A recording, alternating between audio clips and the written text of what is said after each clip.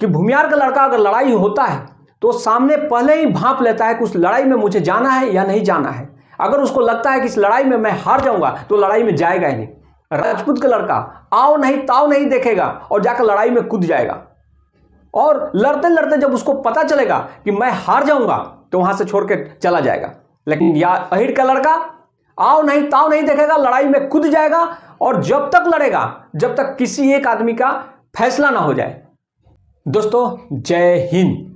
मैं आज एक ऐसा विश्लेषण लाया हूं जो आपको सच में बहुत ही मजा आएगा। मेरे ये पूरे रिपोर्ट देखिए। बिहार की मिट्टी ने हमेशा से वीरता, साहस और दृढ़ संकल्प की कहानियां लिखी हैं। यहाँ की 3 प्रमुख जातियां भूमियार, राजपूत और अहिर अपने अपने तरीके से जीवन और संघर्ष को देखते हैं।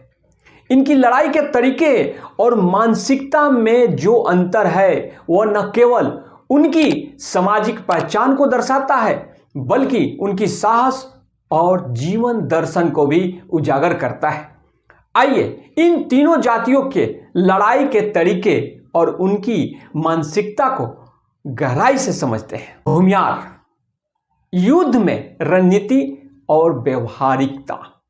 भूमियार समुदाय के लड़के की मानसिकता व्यवहारिक और रणनीति होती है। जब वो लड़ाई के मैदान में होता है तो वह पहले से ही स्थिति का विश्लेषण कर लेता है।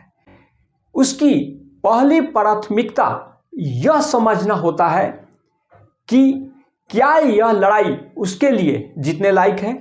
अगर उसको यह लगता है कि वह हार जाएगा या उसकी जान को खतरा है तो वह तुरंत ही वहां से हट जाता है।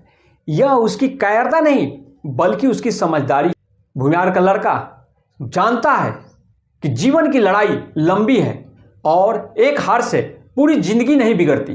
वह अपनी ऊर्जा और संसाधनों का सही जगह पर लगाने में विश्वास रखता है। के लिए लड़ाई सिर्फ शारीरिक नहीं बल्कि मानसिक भी होती है। वह जानता है कि कभी कभी पीछे हटना भी जीत का हिस्सा होता है। राजपूत गर्व और शौर्य की मिसाल। राजपूत समुदाय के लड़के की मानसिकता गर्व और शौर्य से भरी होती है। जब वह लड़ाई के मैदान में होता है तो उसका पहला विचार यह होता है कि वह अपने सम्मान और वीरता को साबित करे। वह बिना सोचे समझे लड़ाई में कूद पड़ता है क्योंकि उसके लिए लड़ाई सिर्फ एक संघर्ष नहीं बल्कि अपनी पहचान और इज्जत का सवाल होता है। हालांकि अगर लड़ाई के दौरान उसे लगता है कि वह हार जाएगा या उसकी जान को खतरा है तो वह वहां से हट जाता है। यह उसकी हार नहीं बल्कि उसकी समझदारी है।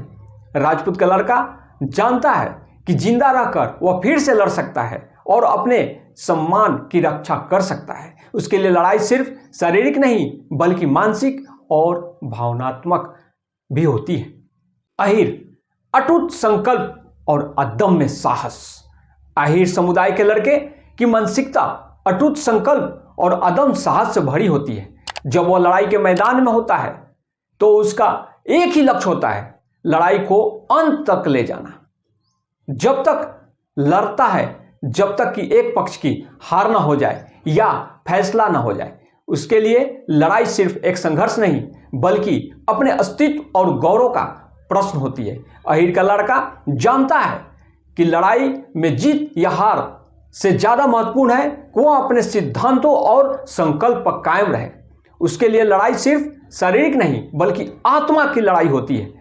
वह जानता है कि कभी कभी लड़ाई में जीतने के लिए हारना भी जरूरी होता है। अब ये तीनों जातियों की मानसिकता को समझते हैं।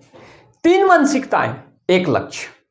भूमियार, राजपूत और अहिर ये तीनों जातियां अपने अपने तरीके से लड़ाई को देखते हैं। भूमियार व्यवहारिक और रणनीतिकार होते हैं, राजपूत गर्व और शौर्य से भरा होता है और अहिर अटूट संकल्प और अदम्य साहस से लैस होता है।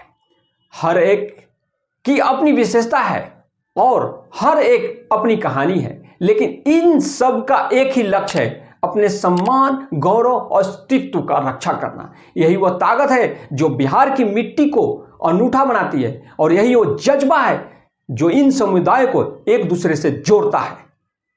इस वीडियो के माध्यम से हमने यह समझाने की कोशिश की कि कैसे अलग अलग मानसिकताएं एक ही लक्ष्य की ओर जाती हैं। यही विविधता हमारे समाज की ताकत है और यही हमारी पहचान है।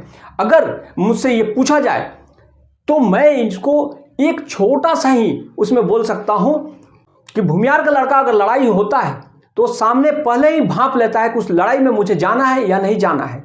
अगर उसको लगता है कि इस लड़ाई में मैं हार जाऊंगा तो लड़ाई में जाएगा ही नहीं।